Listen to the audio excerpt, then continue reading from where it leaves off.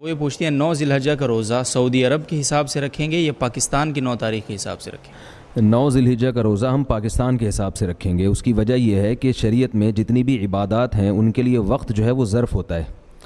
یہ ایک فقہ کی اصطلاح ہے ظرف۔ اس کو میں ایک آسان طریقے سے سمجھاتا ہوں کہ ظہر کا وقت جب ہمارے ہاں داخل ہوگا تو ظہر کا حکم متوجہ ہو جائے گا۔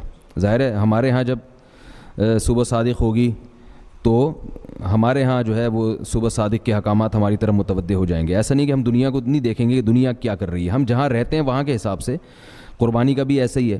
حالانکہ ابراہیم علیہ السلام نے جو قربانی کی تھی وہ تو 10 ذی الحجہ کو کی تھی نا۔ اب سعودی عرب میں 10 ذی الحجہ ایک دن پہلے ہو رہی ہے، تو ہم یہ نہیں کہہ سکتے کہ ہم ایک دن پہلے قربانی کریں گے۔ تو جو جتنی بھی عبادات ہیں نا ان میں وقت اس عبادت کے لیے ظرف ہوتا ہے۔ تو یوم عرفہ کا جو دن ہے اس دن جو وقوف عرفہ ہوتا ہے وہ اس لیے ہوتا ہے کہ وہ 9 تاریخ ہوتی ہے۔ اگر 9 تاریخ نہ ہوتی تو وقوف عرفہ بھی نہ ہوتا۔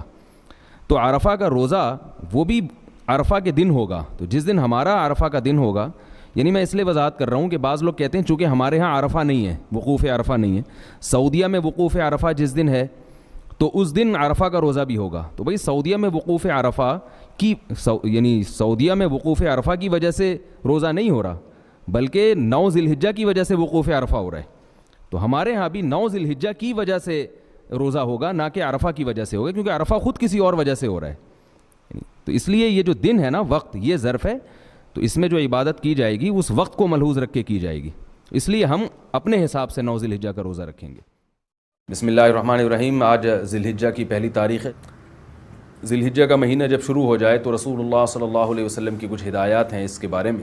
آپ صلی اللہ علیہ وسلم نے صحیح حدیث میں فرمایا کہ ما من ایام العمل الصالح فیہا احب الی اللہ من ہذه الايام، او کما قال صلی اللہ علیہ وسلم، کہ ان 10 دنوں میں اللہ کو نیک عمل بہت زیادہ محبوب ہے۔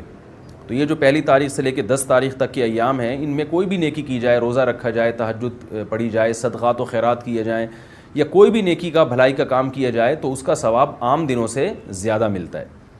دوسری بات یہ کہ یہ جو ایام ہیں ان کی قرآن مجید میں قسم بھی اٹھائی گئی ہے، والفجر ولیال عشر، قسم ہے فجر کی اور 10 راتوں کی۔ تو جمہور مفسرین اس طرف گئے ہیں کہ ان 10 راتوں سے مراد ذی الحجہ کی راتیں ہیں، تو ان کے دن کی بھی فضیلت ہے اور رات کی بھی فضیلت ہے۔ اور رسول اللہ صلی اللہ علیہ وسلم نے ان ایام کے بارے میں فرمایا کہ جس شخص کا ارادہ ہو، صحیح حدیث ہے، جس شخص کا ارادہ ہو قربانی کرنے کا تو اس کو چاہیے کہ ان دنوں میں اپنے ناخن اور بال نہ کاٹے۔ تو بہتر ہے، مستحب ہے، کوئی فرض واجب نہیں ہے، لیکن افضل یہ ہے کہ جس نے قربانی کرنی ہو تو وہ پہلی تاریخ سے لے کر جب تک قربانی نہ کر لے وہ اپنے بال اور ناخن نہ کاٹے، افضل ہے یہ۔ اور ایام تشریق بھی ہیں ان میں، 9 ذی الحجہ سے لے کر 13 ذی الحجہ تک ایام تشریق شروع ہوتے ہیں، جن میں تکبیرات تشریق ہے، جس میں زور زور سے اللہ اکبر لا الہ الا اللہ، اللہ اکبر وللہ الحمد یہ پڑھا جاتا ہے۔ یہ بھی انہی ایام سے منسلک جو ایام ہیں ان کی فضیلت کی بات ہے۔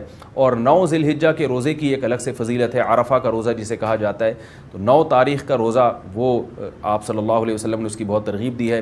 تو یہ چند احکام تھے جو ان 10 دنوں سے متعلق تھے۔